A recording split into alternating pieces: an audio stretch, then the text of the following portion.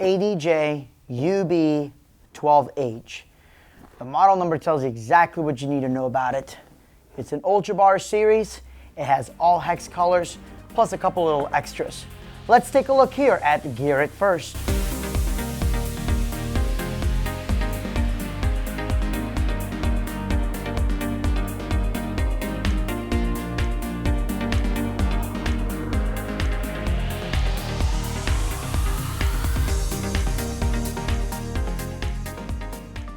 We're all familiar with hex technology at this point. As we know, it does red, green, blue, white, amber, and UV. And I've said this multiple times, I'll keep saying it again, and everybody said it after me on the videos. The UV is not just for black lights, it's to get colors that you normally wouldn't be able to get out of a traditional LED light, such as hot pinks, minty greens, cyans. It's all possible thanks to that beautiful UV LED. We can't forget about the white and the amber, because the amber allows you to warm up quite a bit of colors. The white lets you cool them down or even turn them into pastels. Actually, the wedding I just did this past weekend, they wanted to do uplighting in a rose gold.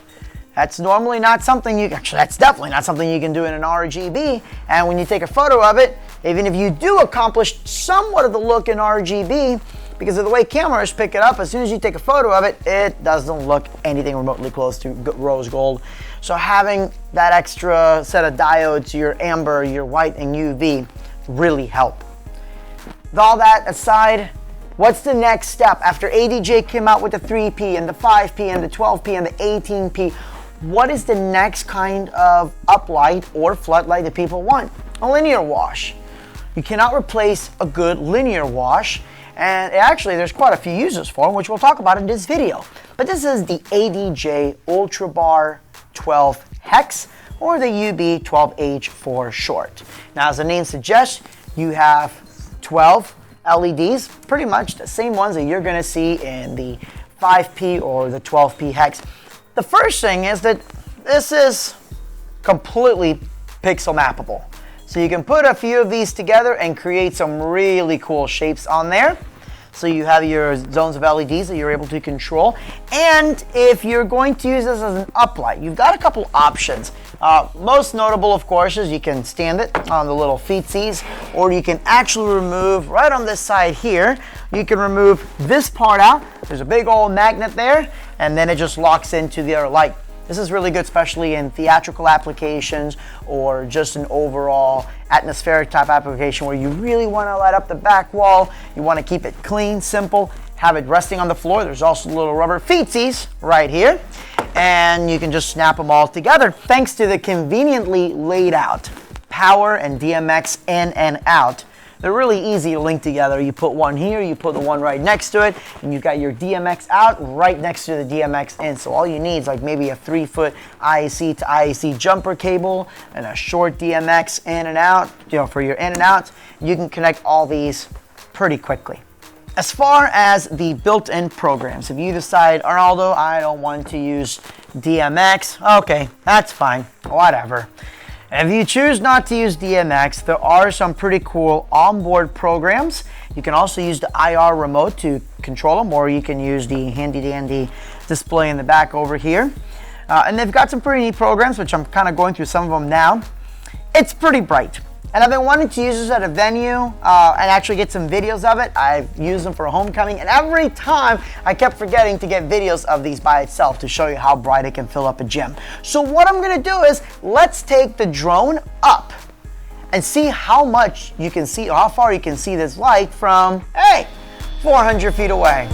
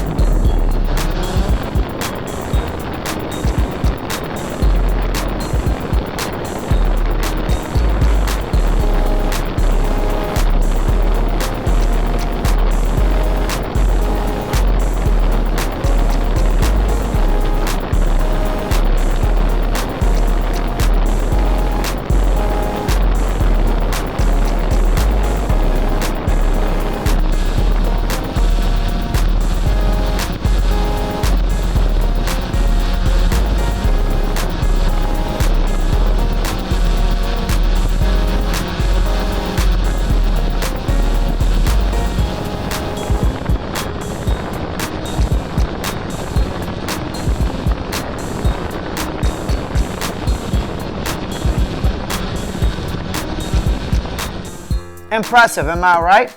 So as you can see, it pretty much flooded that whole backyard area, and that's with a lot of ambient light that is coming in from the nearby houses and our neighbor and his absolute crazy bright white lights that keep my chickens awake at night. One of the important things when you're selecting your lights and the positioning is you don't want logos going everywhere. You want it to be black, you want it to be discreet until the lights actually go on. And that was one of the things that always drove me nuts about most uplights by most manufacturers, is that anywhere that I install it, there's logos, there's things pointed everywhere. Not here.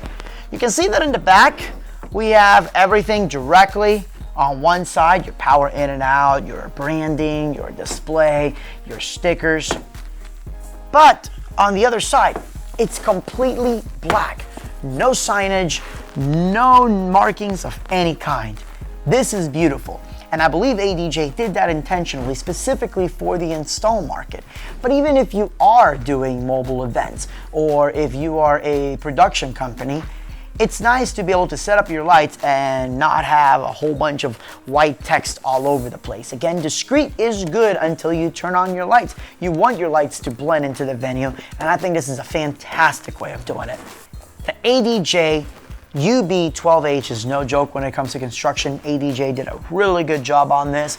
You've got the nice glass front. You have all metal construction. There is zero plastic on this thing, except for the wing nuts and the bezel around your power cord, and that's it. They really put, thought into it, into making sure that it's a good looking, rugged fixture, but most importantly, something that's gonna be roadworthy, bright, and still be affordable. That's the ADJ UB 12H. My name's Arnaldo Woffman. Thank you guys so much for tuning in. Leave your comments, everything below. We're gonna fade down the lights. I'm gonna show you a video of what this looks like with the lights off and just some of the built-in patterns. Pretty cool patterns. You'll have a lot of fun with them at an event. Any questions, comments, guys? Leave them below. Give it first. Have a good night and God bless. Woo!